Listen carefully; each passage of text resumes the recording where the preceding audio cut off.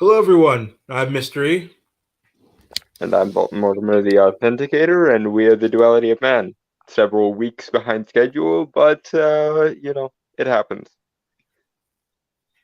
Yeah, well, the first time I had some family stuff to do in preparation for the holidays, and then Dalton wasn't feeling well, so we pushed it back. But we are here now, Yeah, and I got sick last week, and there were 2 days where I just didn't get any sleep. So I was not, I would not have been on stream and also coherent. So, yeah. yes, we're talking about crime today because, well, we had a prison episode about how men are incarcerated more than women. Well, men are also the victims of crime, violent crime, more than women. And since we are having a rise in crime rates all across major cities, across the country, I think this is a very important topic to talk about. Yeah, yeah, it definitely is.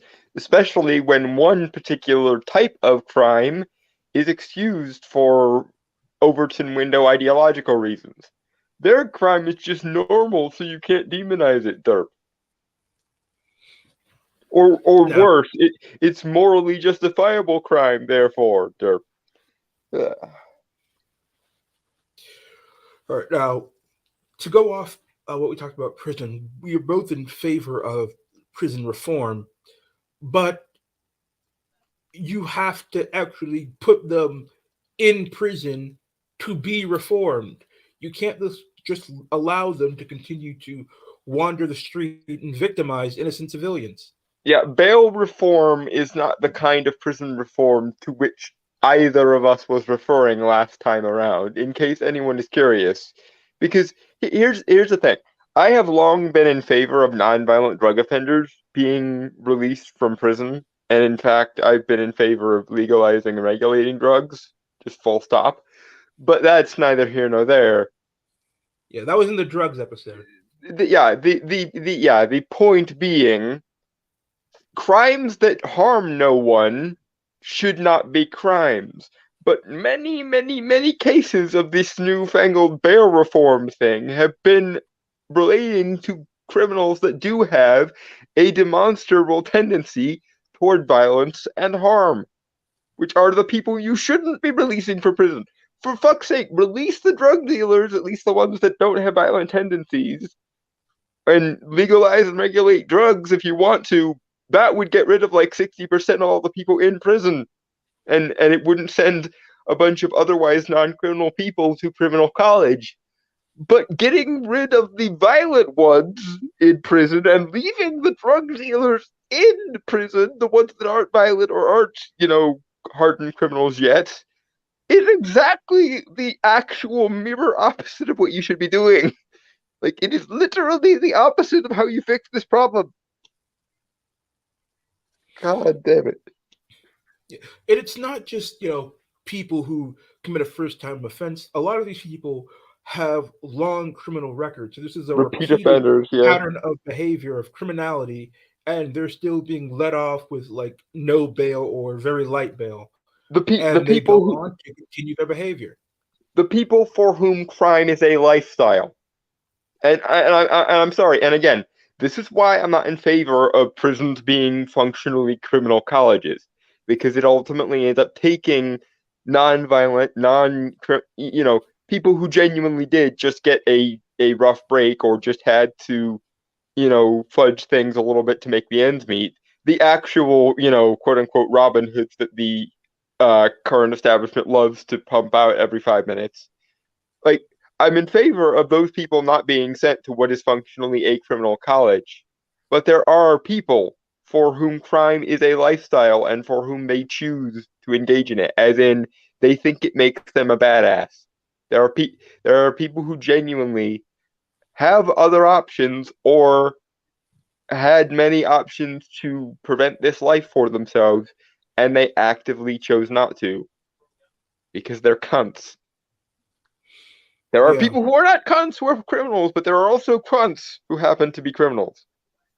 And if we're going to be demonizing one of them, I suggest we demonize the cunts. And unfortunately, the people who we have placed in charge of maintaining law and order and making sure that people are safe are not doing their jobs properly. Like they are like altering the laws so that criminals have an easier time going through the criminal justice system. If you're going to do a reform, why would you do it from the perspective of the criminal?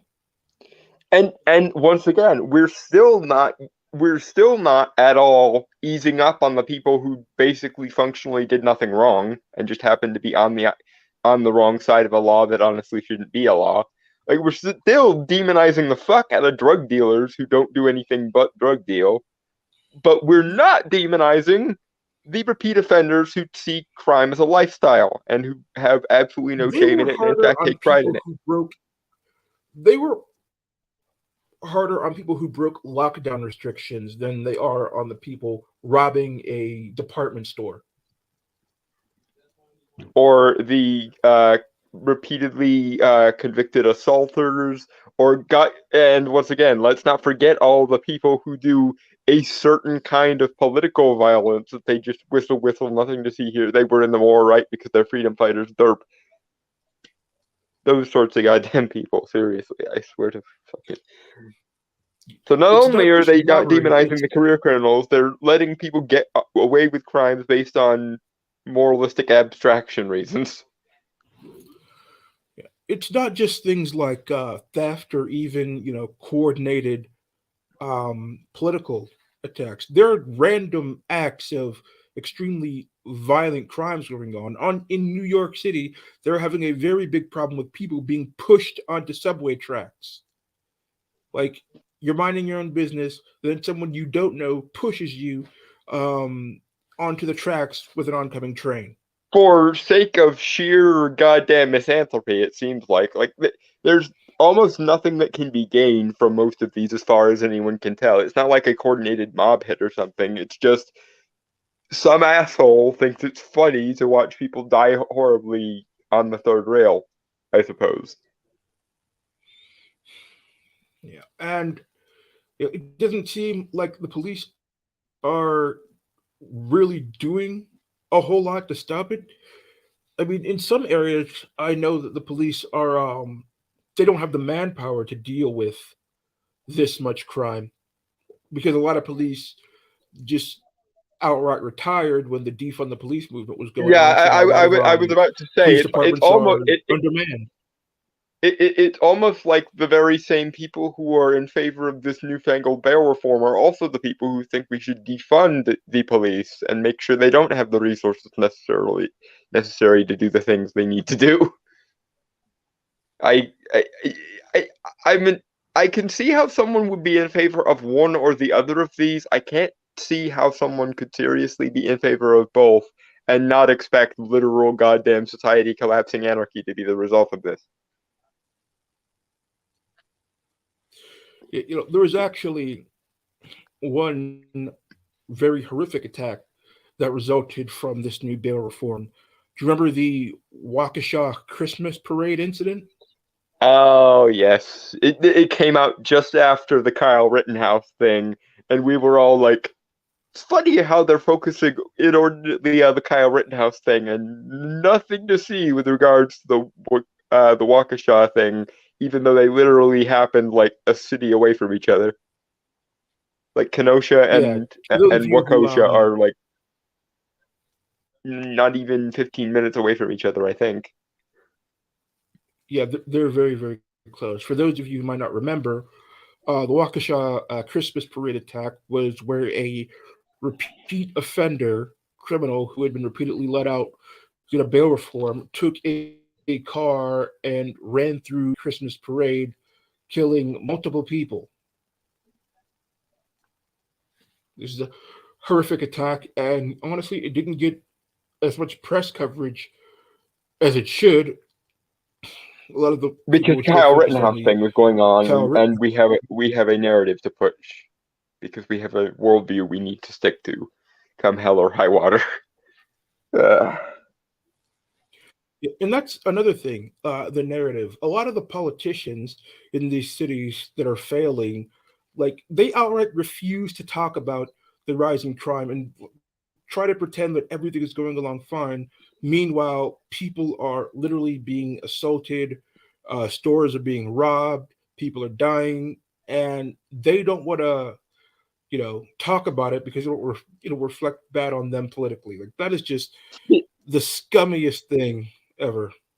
And we've mentioned theft several times now. So shall we talk about the thing in San Francisco, the it doesn't count as theft until you've stolen like $1,000 worth of material thing?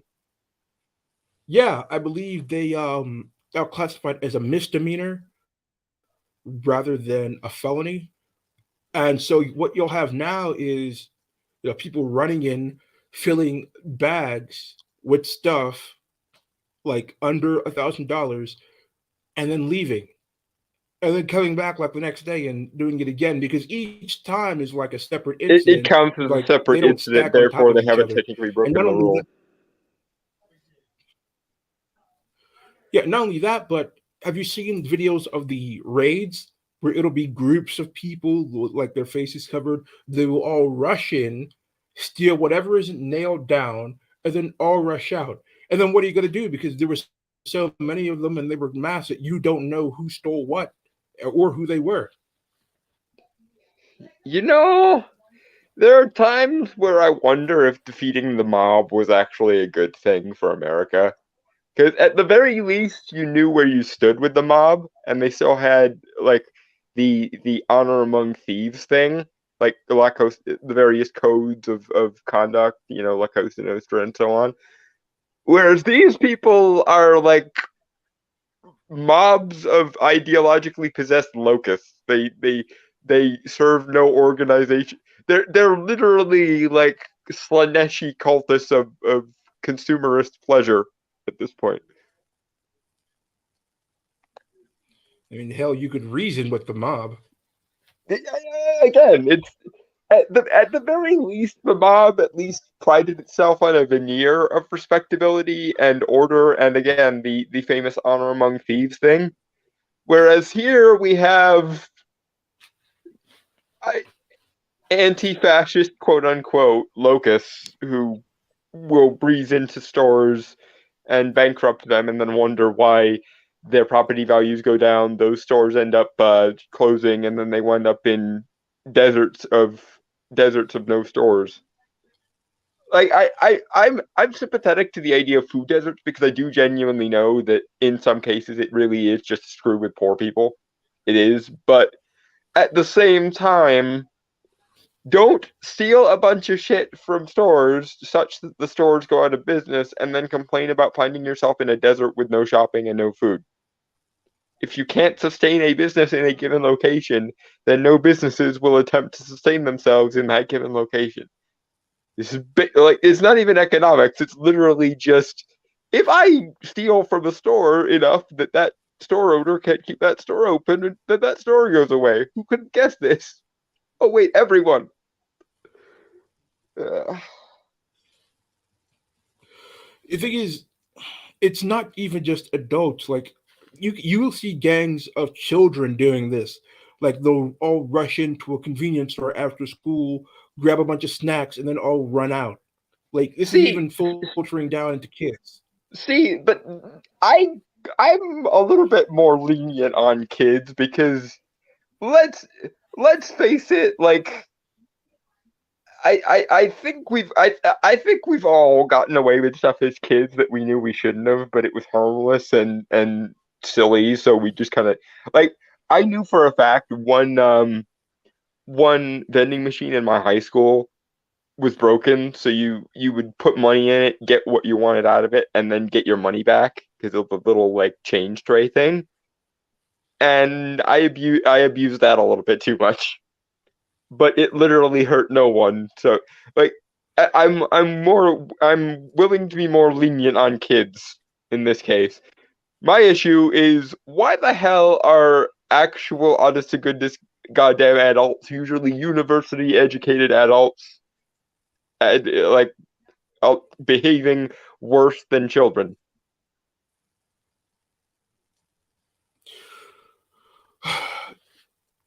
I don't know. I think it just goes down to the fact that we are having a breakdown in the social order. Like the rules on which we agree society should be governed by, not necessarily the laws, but like the unspoken agreed upon rules that allow us to live to one another, have broken down. In the immortal words of Arthur Fleck that he borrowed from George Costanza, we're living in a society. Uh, Yeah, it just, I'm really worried that, it's just going to get worse. I mean, the situation's bad now, but, if action isn't taken soon, it may deteriorate to a point where it's never going to be manageable again. and there is another canard here, and you guys, if you guys are long term fans of this show, you know me, and you know how principled I am in calling out when both sides fuck up. But there is a canard here, which is quite partisan, simply because the facts simply are partisan in this case, which is it's funny to me that they ignore stuff like the arson and violence that took place in the George Floyd protests. But January 6th is the new 9/11 or some shit, or worse than 9/11 somehow.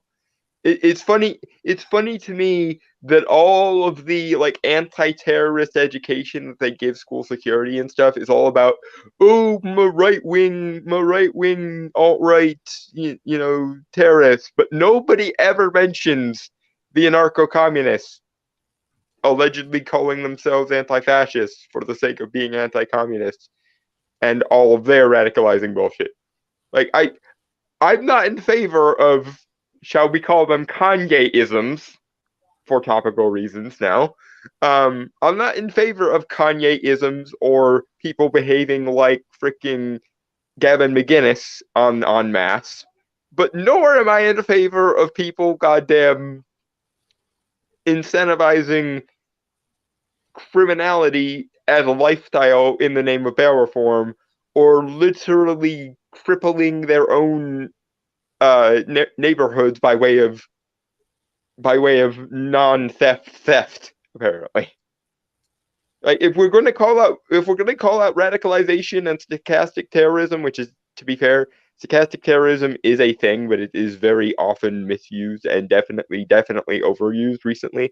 If we're going to call out things like stochastic terrorism whenever, you know uh some Nick Fuentes type person says something, and then one like right wing attack happens, are we not going to talk about the various things that thereby Voss would be responsible for? Like, if we're going to apply these fucked up standards that don't make any goddamn sense, could we at least apply them in an even handed, rational, non special pleading sort of way? I mean, if we did hold people to that standard, a lot of politicians would be in jail. Yeah, like everyone wants Donald Trump to be 25th because of January 6th. Well, what's her name? Dianne Feinstein?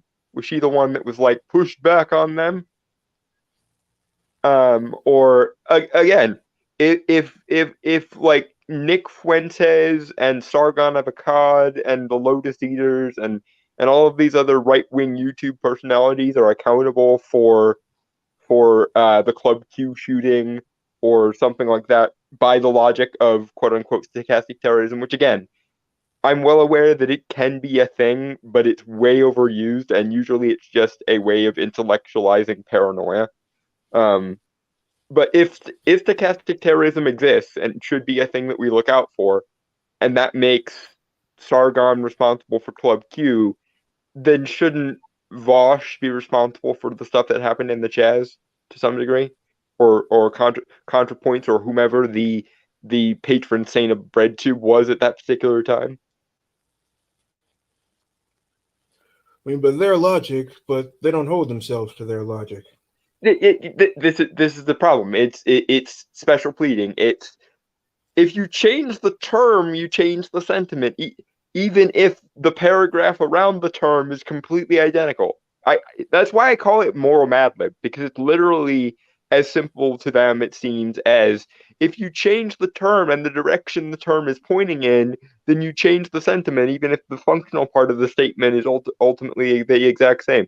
It's like those guys who trolled a bunch of feminist academic journals by taking sections of Mein Kampf, switching out the terms, and then getting them published in allegedly peer-reviewed journals. It's literally like that. But if we're aiming at a different construct, then we're doing a completely different thing. I.e., if we're violent in the name of anti-fascism, how could it possibly be a bad thing? Derp. I want to talk to you. Do you know the broken windows theory? The thing that you need to discipline people who break windows, because if people see broken windows and they find it to be permissible, then you'll just wind up with a whole like block full of broken windows Yes, and then it will progress further from there. into dilapidation, and then you'll essentially be living in a slum. Yeah. Yeah, it seems to me that what's happening right now in the cities is a really good case study, unfortunately, for broken windows theory because it started with ignoring minor crimes, letting people out for like more minor offenses, and now it has absolutely spiraled out of control. I I can see where you're coming from, but I also don't want to give any institution the excuse to be more authoritarian or more draconian, because we all saw what happened with COVID, and that was for a at least tangentially justifiable set of reasons. So if we Look, start tilting it I'm back not too far the saying that other you way to be broken windows territory, it's like, well, look, I'm not saying you like lock somebody up for a broken window, but you know, you find them, you give them like community service where maybe they have to actually go and fix the broken window, yeah. and you let it know that that kind of behavior isn't going to be accepted. Like I'm a it big doesn't fan. have to be Yeah, it I'm a doesn't have to big be fan actually draconian. of community service, because frankly, one of the things I hate about prisons, and we talked about this a lot in the actual prison-based episode, is prisons get used for way too many things that they really aren't justifiably used for, and it actually makes them too full for when we actually need them to put somebody who genuinely does need to be locked up somewhere. So like I'm in favor of most things that don't involve explicit violence to be chalked up to community service. Yeah, And as a general rule, again, there's gray areas. Obviously, I'm just saying that, like, again, if you put the nonviolent drug offenders on community service instead of in criminal college, like 60 to 70% of the prison population would be gone like that, and it would mean that the only people that the violent sociopaths could be around would be other violent sociopaths, and they have a fantastic tendency of killing each other without any provocation. So that would be a win-win scenario in my book. Just stick all of the violent sociopaths in a box and let them slowly kill each other. That's win state for me. now I know that you said that you were in favor of legalizing drug use if as long as you could maintain certain purity standards. But there we have seen an increase in drug use in places like San Francisco and Philadelphia, and like unfortunately, like these are not like the you know standard standardized clean drugs that you're talking about. This is the stuff they find on the street that Yeah, could be the cut with street anything. And swill, so what you have, the core of the problem. Yeah, and so what you have is a lot of people who are high on drugs, addicted to drugs, like doing drugs openly out on the street. And as I'm sure you can imagine, Yeah, drug it addicts goes don't horribly. necessarily make for upstanding citizens. Yeah, and again, here's where I go.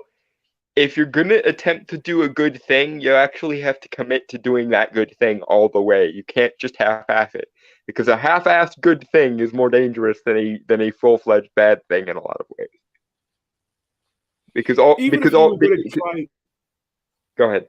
here's the thing, even if you were going to try to be a bit softer on people who use drugs, surely you cannot make it permissible to do it out in public because they are leaving like their drug paraphernalia out all over the street, and like children could run into these. Yeah, no, again, my position is we should do with most drugs what we did with weed, which is put make it legal and then set up dispensaries or set up clubs or do it in the privacy of your own home on your free time or whatever. Like there is a way to do these things that not doing it that way will result in ruining it for everyone else who would use these things reasonably. And I And also think again, the quality and purity standards are an issue here too, because the shit that they cut street drugs with is basically just literal goddamn poison.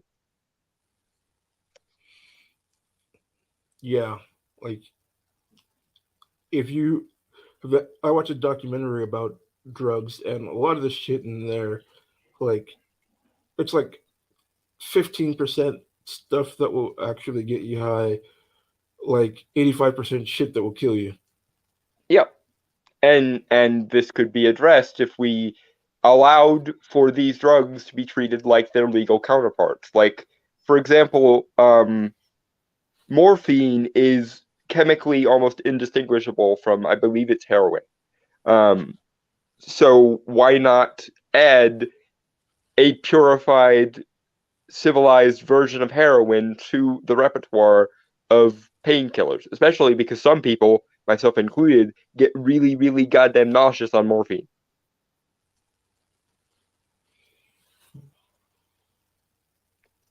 Another But thing that I've been, that would also affect big pharma's bottom line, and we can't have that. We get if we give people drugs that actually work, we can't milk them for treatments for 50 freaking years. And if we have we give done an people drugs episode that won't about get them addicted, we won't be able to charge them extra money to get rehab. Derp. have we done an episode about big pharma? We've done one on drugs where we talked about them a lot, but I don't think we've done one specifically on big pharma. We should, but Add re- it to re- the list. regarding the drug use in the streets, like there are places like cities and states where it is illegal to be drunk in public. Why is it not the same for drug use? Like, if you were going to do this, like you should make it Yeah, there are acceptable to plenty people of laws to do about, it in the privacy of their own drunken home. Like, disorderly, DUI, etc. So there should also be for other things as and when those things are issues. not only that, but just it does not make for a good society where you just have swaths of people on the street high off their ass. Well, there's that, and that's why, again, you go to a club specifically designed for it, you go to a dispensary, you go to your home. It or I wouldn't even mind if there were places like bars where you could just go and specifically for the purposes of trying specific drugs. Like it wouldn't bother me. But you have to treat if you're gonna do what I would advise, which is sort of the libertarian approach of why not legalize and regulate all drugs to some degree. Um, then you have to treat them along the lines that we are now currently starting to treat marijuana with dispensaries and shit. And or you have to treat them like we've always treated alcohol post prohibition because again, prohibition didn't work, so we decided to make space in our civilization for alcohol. well, if you're going to do this, you have to do similar adjustments for all the other drugs. And for a while there, we actually had them, like in the 19th century um, when things like opium and heroin and stuff were legal, at least for those that could afford it. Um, there were specific places you would go to indulge in those things. And that's why, for the majority of that time period, it was significantly less of an issue. But that again, that would cut into big pharma's bottom line, and or it would give people drugs that actually occasionally worked, and we can't have that.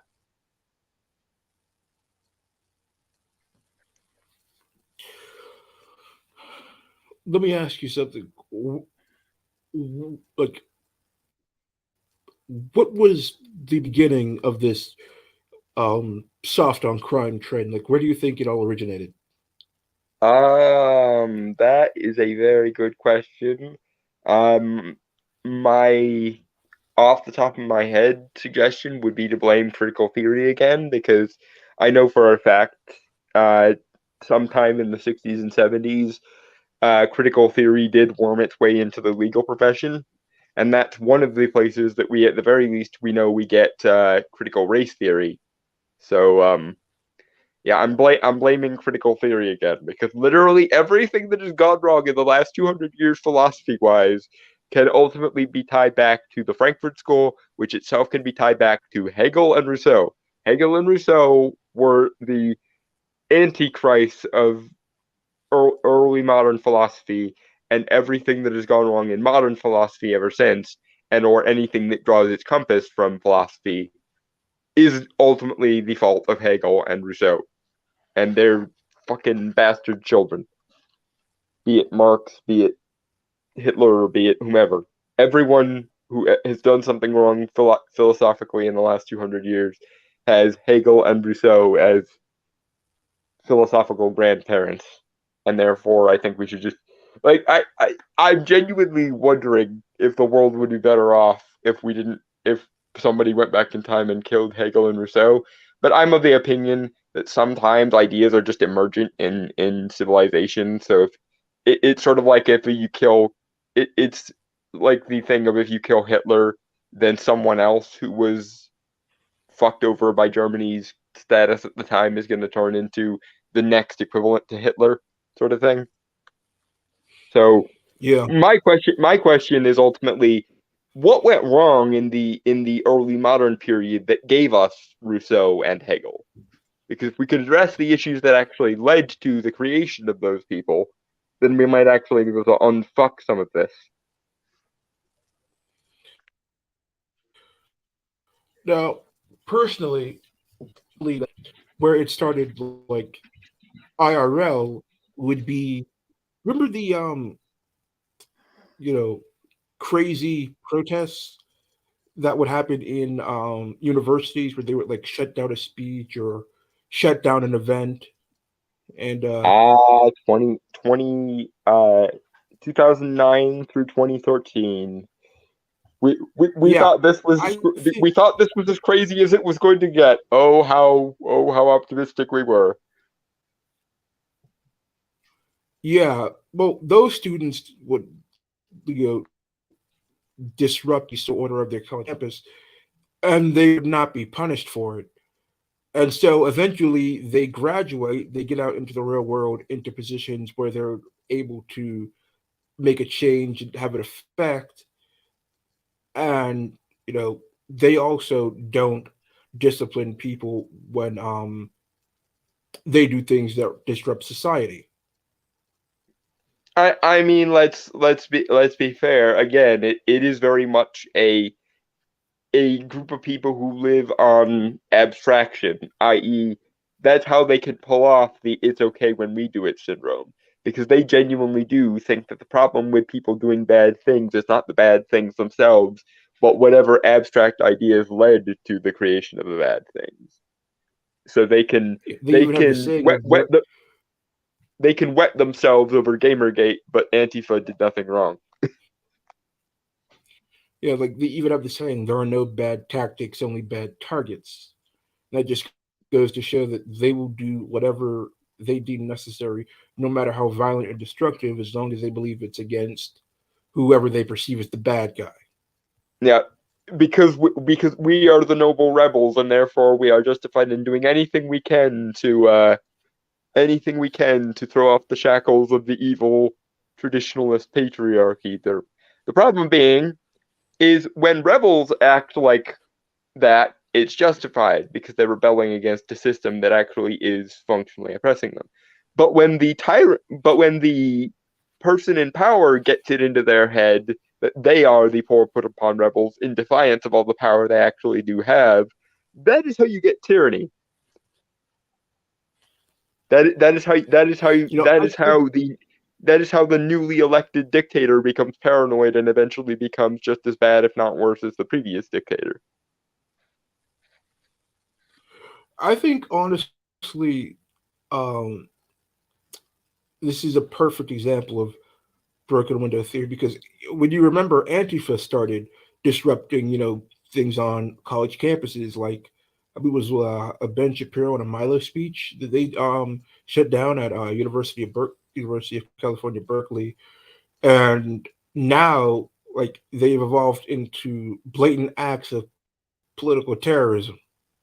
I think you could push it back further even to remember when Big Red and her ilk were protesting men's rights speeches like Janice Fiamango, um, Nick Redding, etc. Yeah. I guess Big Um, Red is like the larval stage of the Lovecraftian butterfly that is this movement, and then Antifa is like the cocoon stage, and then you get like it's hard to say what's I guess the butterfly stage is people like Yvette Palorca and Chance the Driver, the creators of the cult known as BAM, and yes, I did call it a cult. It fits, and the yeah, group's name is literally by any means necessary. absolutely is a code. I believe there was actually a report about that organization, and it talked about how they would cut people off from their, friends and family who actually cared about them, and eventually they were so deep in that they had that the code had like their bank accounts and their cell phones, and like it was like almost impossible to escape. Yeah, I know Sargon did an expose video on BAM. I think it was in like 20 it was either 2016 or 2017. But yeah, I remember the BAM is a violent cult videos. Right, and then it went on to summer 2020, and I'm sure we could all recall what happened then. Oh, the George Floyd protests. It gives a whole new meaning to the term sweet summer child. Yeah, and just like the blatant and very obvious bullshitting by the mainstream media, where they're trying to say it's mostly peaceful, while shit is literally As a on building fire burns in the behind them. background. Uh, Unless we If forget you ever get a them clear picture beating of the media Poor lying to Andy you, No into within an inch of his life multiple times. Like that poor guy has is tracked more time in the ICU than anyone I know. Andy No is more of a journalist than all of CNN, In and a like I really get pissed off when people say that. I mean, he's not a real journalist. Like he's actually out there putting himself at risk to tell stories that a lot of people might not be aware of. He is absolutely a journalist. he was hospitalized in the name of getting a expose story. That right there is probably the quintessential proper journalist.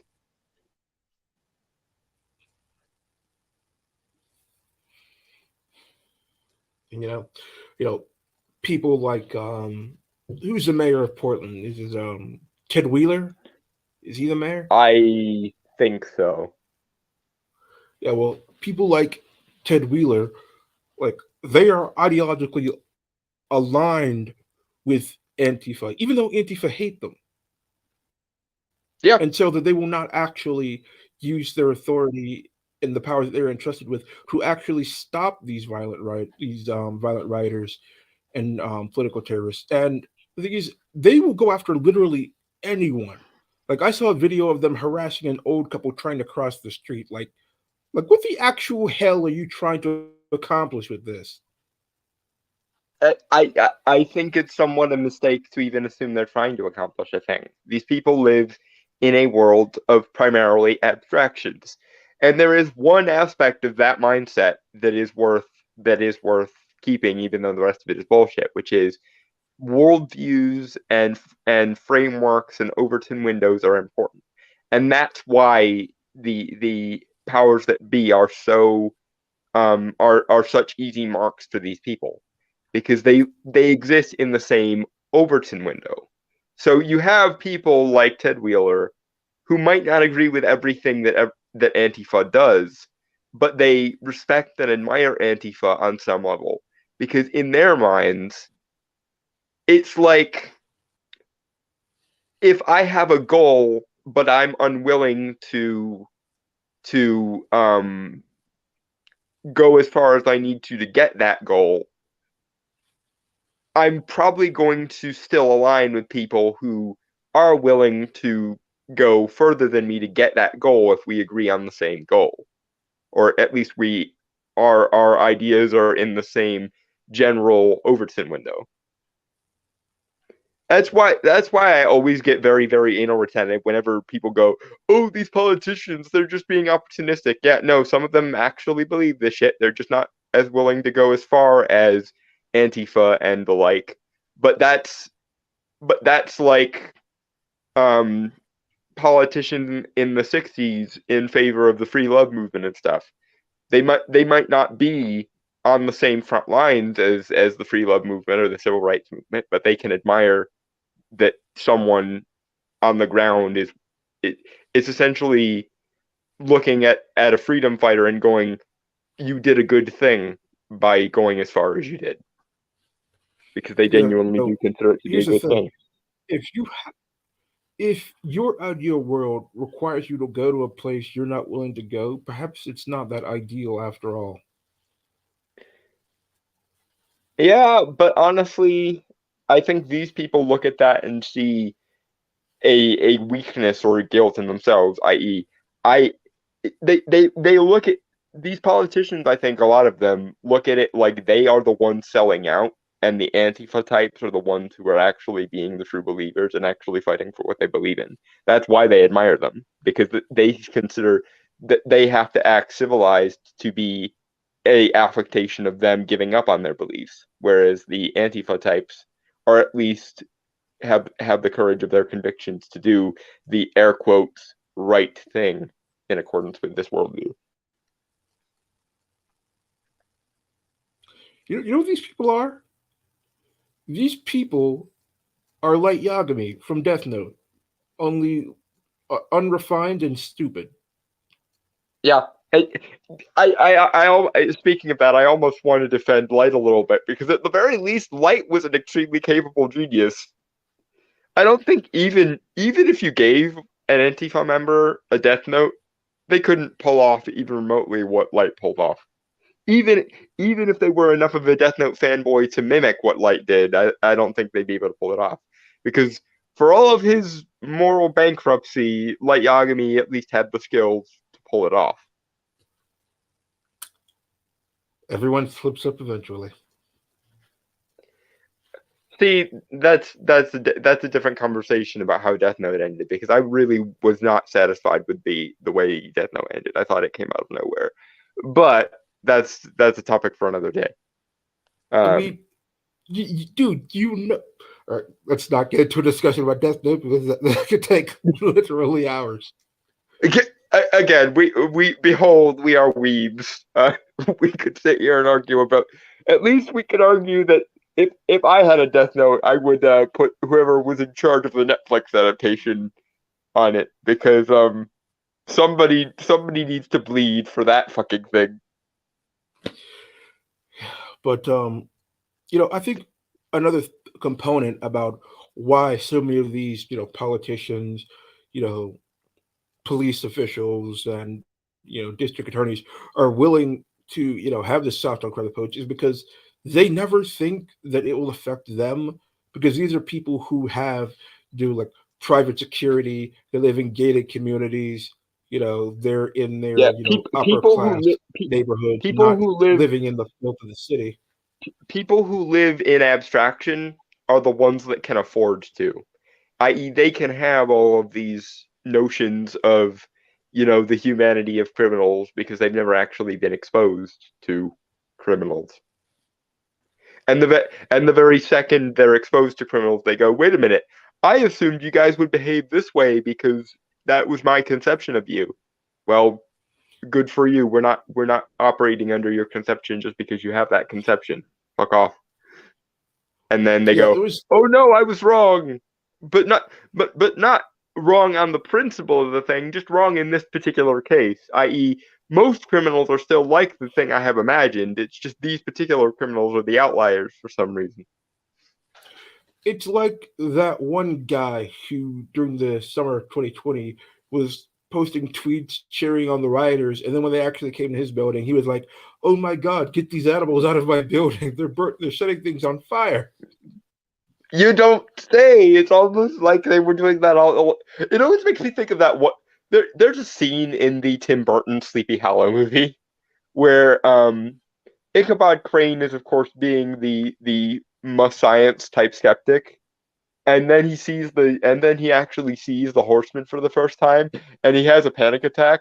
And Michael Gambon's character was just like, he was still trying to help him. He was still trying to cradle him to calm him down from the panic attack, but he was Ichabod was babbling about the Horseman is real. It's actually a supernatural entity. Yada yada yada. And Michael Gambon's character's response was literally just, "No, we. Of course it was. We told you. Everyone told you. Did you think we were lying or just stupid?" I really like that movie. Yeah, I especially like that line because it's like every time an obvious thing that isn't obvious to someone for some reason happens, I'm just like, yeah, this was it was known. We told you. Everyone told you.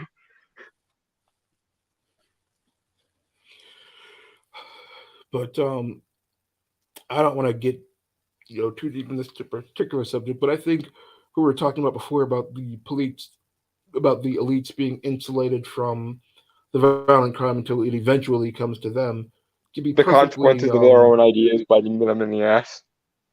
yeah, I think that can be perfectly demonstrated in the case where somebody broke into former House Speaker Nancy Pelosi's home and assaulted her husband Paul. Which assaulting an old man is always bad, but you know a lot of the things we're talking about are happening in Nancy Pelosi's district.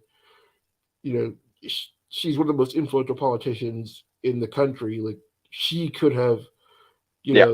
done It something it it about still this. it still shouldn't have happened, but there was Schadenfreude, is what we're saying. There was a lot of Schadenfreude. Yeah, but you know, a lot of the people who cheer this on are like city types, but they're more like the upper crust. But even so, like, they have to see it. Like, it's gotten to the point where there's no avoiding it anymore. Like, it's right in front of everybody's faces, no matter who you are. Queen Marie, the peasants have no bread. Well, let them eat cake. Yeah, You it's know, gotten to that level of self the self awareness of the average aristocrat is in the negative values now, and we all know what happens when the aristocrats' self awareness gets in the negative values, don't we? Allons de jambes à patrie. the thing is, I think they know that if they admit they're wrong and try and get it back, they'll look like idiots. So they're just doubling down for the sake of not admitting they were wrong. Well, the other thing is, I don't think it occurs to them that they actually are wrong, because again, it's not like these positions are individual positions. They're in a structure that generally gets referred to as an Overton window, i.e., they only know how to think in terms of that range of ideas. So the idea of ideas that are out of outside of that Overton window are A, absurd to them, B, nonsensical to them, and C, often frightening to them. That's why whenever you get someone who genuinely proposes something outside of that worldview, i.e., when a men's rights advocate, for example, goes, we should care about the men, all of the feminist aligned or extremely gynocentric traditionalist aligned people in the Overton window go, what kind of conspiratorial Orwellian bullshit are you spewing? We should care about the men. Grr, my patriarchy, grr, my wage gap, etc.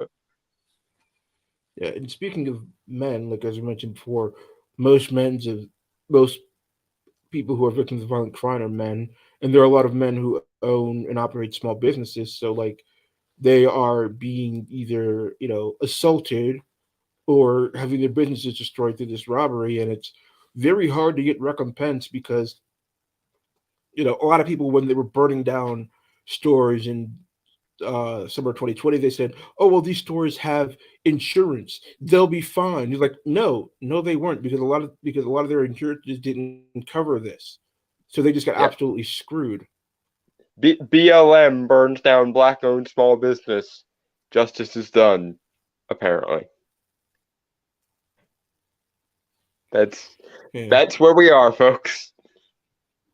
Because because if you own a business and you happen to be black, then that's you acting air quotes white, and therefore you are a traitor to the ideological team we have decided you should be on, and therefore we'll treat you actually worse than we treat the white men who are in your exact same position because you don't conform to the like Neoplatonic hive mind that we say we should subscribe to, and therefore you're possessed by the demon of whiteness.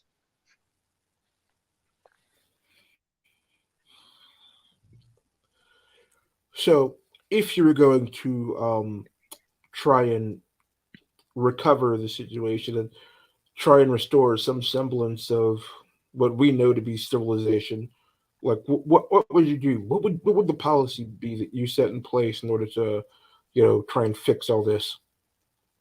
I I think honestly, bail should just not be a thing anymore. Like if you get in prison until your trial, you are in prison. Like it's a harsh thing, but like the because there is half a point to this whole bail reform logic, which is bail makes it easier for wealthy people to get away with crime than people in dire straits financially, and that is bullshit. But obviously, bail reform is not the correct answer. So maybe we should just get rid of bail for everyone, and then everyone will abide by that same law of if you if you get accused of a thing until that accusation can be verified or not, you are unfortunately you need to be in a place we can go and get you because otherwise shenanigans. I've heard some people suggest that bail should be done percentage wise, like whatever 15% of your annual income is, no matter how much you make, that will be your bail amount. I mean that's also possible. That's also a possible thing. But then again, you get this thing of people essentially funding bails as a group, like particularly gangs. I've heard have have a thing where anytime one of them gets in trouble, they essentially crowdsource the bail. So Yeah, again, I know. maybe bail should just not be a thing. Yeah, I know Antifa does that as well. But then Yeah, and let's someone, I not believe it forget was all the people Tim who Pool. might be subsidized by rich bastards. So Yeah, somebody made the argument. I believe it was Tim Pool that said, "We can't just have no bail because then we have the government holding someone for a crime they have not been proven guilty of." and here again is where I would my response to this would be prison reform, and in particular, like maybe there needs to be a differentiation between holding cells and actual prisons, which I know there is in a lot of cases, but maybe we need to modify the holding cells so that they can be better for long-term storage in such a case. Because again, I don't want to see rich people have an unfair advantage in getting away with crime, and I also don't want to see the clusterfuck that is modern bail reform. So the solution might be just fuck the money you can pay me. You're not getting out of here until we can verify that you've either done or not done this thing. And here's another thing, and I know we mentioned this previously with regards to false rape allegations and things. If you falsely accuse someone and can be shown to have done so, you should have to pay whatever consequences they would have had to pay if they were found guilty. Like if you accuse someone of rape, the consequences of that, if it can be shown that you within a reasonable doubt knew they didn't rape you, or knew they didn't rape whoever you're accusing them of raping, you should have to pay like a rapist would pay.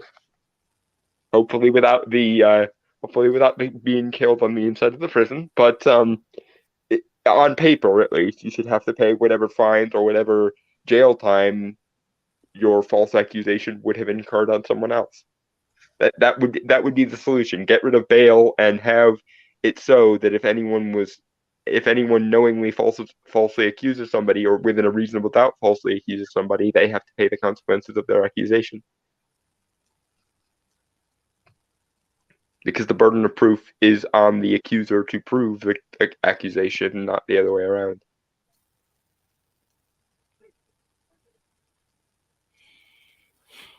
Well, personally, as much as I would be in favor of, you know, a weighted bail, like by percentage wise, I would have to agree with you that holding them would just be good because otherwise, like you mentioned, like crowdfunding people's bail, then you could have like people who are violent back out on the street again. Yeah, whether it's their fellow gang members or whether it's their family members or whether it's some rich benefactor they have, cough cough Antifa. Um, it's just it's too easy to game the system in that case. And if we truly want to reform bail in a way that would make sense and get rid of the ability of rich bastards to game the system because oh look at my money, then maybe bail just should not be a thing. Do you think there should be separate facilities aside from the jails, like where they hold people awaiting trial? Yeah. I mean, I know a lot of places have holding cells anyway, and maybe what we should do is just upgrade the holding cells so they can last longer. Yeah, but if we're going to put everybody there, don't you think the holding cells in like like a jail or a police station would get rather full pretty quickly? I either that or maybe like until your trial, you're essentially under house arrest because I know for a fact we have the technology to chip people. So just like have them chipped and then put that like ankle monitor on them or whatever and just have them be on house arrest or in in a halfway house or whatever they need to be in to have a roof over their head while they're waiting trial and then have it that way. Yeah, I think house arrest could work. You wouldn't require any facilities. You would just need people to monitor the tracking data. Yeah, we already have the technology for this, and yes, while it's a bit more intrusive than I would prefer in a perfect world, unfortunately we don't live in a perfect world, and having someone sit in their home for a while they're waiting trial is a lot less inhumane than having someone sit in a stone cube with metal bars while they're waiting for their trial. So house arrest. We're coming up to the end of our hour. Do you have any other thoughts about the current crime situation across America? Um, other than stop treating non-violent offenders the same way we treat violent offenders, and for the love of God, apply the law equally, depending on regardless of gender or extenuating circumstance or God forbid money. Like, if the law is the law, then everyone should be subject to it. And if the law isn't the law for everyone, then whichever is considered the most humane version of things probably should be the rule for everyone. Because this whole treat criminals like scum or treat criminals like saints that did nothing wrong, this dichotomy makes no sense. So there should be other options, and there are. Yeah, my advice would be actually hold people for the crimes they commit. Don't allow drug use just out in the open in the street. And second, allow people the right to defend themselves because, like, if like the police and the courts aren't going to defend these people, like they have to be able to defend themselves. And I know in a lot of these people, a lot of these places, it's very hard for people to get weapons in order to defend themselves. So it's kind of like they're screwed twice. Yeah, and also the burden of proof is on the accuser. So if someone is knowingly falsely accusing someone of something, they should have to pay the exact same consequences that would have been inflicted on their victim.